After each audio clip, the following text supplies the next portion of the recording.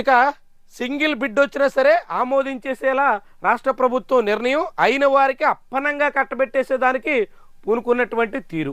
PPP మోడల్లో ఆంధ్రప్రదేశ్లో ఉన్నటువంటి 4 ప్రభుత్వ మెడికల్ కాలేజీలని ప్రైవేటు వాళ్ళకి కట్టబెట్టేసేదానికి చంద్రబాబు సర్కారు నిర్ణయం తీసేసుకుంది. టెండర్ పిలిచేసింది. ఆ టెండర్లో మళ్ళీ ఎవరు సింగిల్ బిడ్ వేసినా సరే ఆమోదించేసేలా నిర్ణయం తీసుకుంది. ఎంత విడ్డూరం అంటే, పులివెందుల ప్రభుత్వ మెడికల్ కాలేజ్ దాదాపుగా 50 ఎకరాల్లో నిర్మించారు. 50 ఎకరాల పులివెందుల ప్రభుత్వ మెడికల్ కాలేజీని ఇప్పుడు ఎకరం 100 రూపాయల చొప్పున లీజుకి ఇచ్చేయబోతున్నారు. ఎకరం 100 అంటే 5,000 రూపాయలకి పులివెందుల మెడికల్ కాలేజీ ఇచ్చేస్తారు. ఎంత ఖర్చు పెడితే ఆ కాలేజ్ అందుబాటులోకి వస్తుందంటే, ఇప్పటికే ప్రభుత్వం అక్కడ దాదాపుగా 500 కోట్ల రూపాయలు ఖర్చు ఇచ్చింది.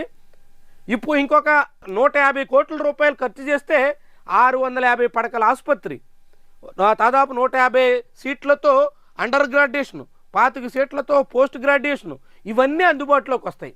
అంటే ఇప్పుడు 5,000 రూపాయలకి దాదాపుగా 2,000 కోట్ల రూపాయల విలువైన ఆస్తిని అప్పగించేసే ప్రయత్నం చంద్రబాబు ఎంత యథేచ్ఛగా సాగిస్తున్నారో చూడండి. పీపీపీ మోడల్ అంటే ఏంటంటే, ప్రభుత్వం ఇప్పటికే 500 కోట్ల రూపాయలు ఖర్చు పెట్టి 50 ఎకరాల విస్తీర్ణంలో నిర్మాణాలు చేసి, ఇంకొక 100 కోట్లు 150 కోట్లు ఖర్చు పెడితే పూర్తయిపోయే దానికి సిద్ధంగా ఉన్నటువంటి మెడికల్ కాలేజీని 5,000 రూపాయలకి కావలసినటువంటి వాళ్ళకి కట్టబెట్టేస్తున్నారు.